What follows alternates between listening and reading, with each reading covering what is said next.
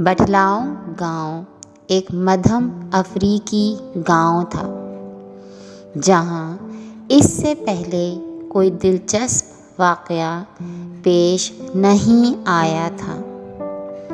यहाँ तक कि एक दिन जब एक गैर मामूली बच्चा पैदा हुआ तो मोगांव के दांतों का एक पूरा सेट था।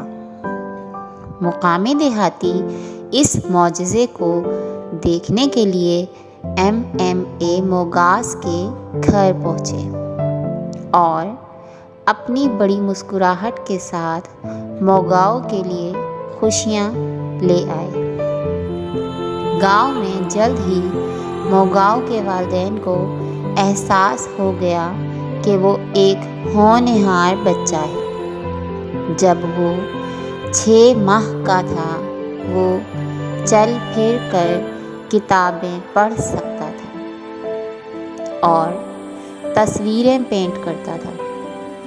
मोगो ने एक ही तस्वीर को बार बार पेंट किया और उसकी माँ को एहसास हुआ कि उन्हें इसकी पेंटिंग्स में मौजूद जगह तलाश करने की ज़रूरत है। गांव और गांव वालों ने अपना सफ़र शुरू किया जो मोगो की मुस्कुराहट को पसंद करते थे। उनके पीछे चलने का फैसला किया।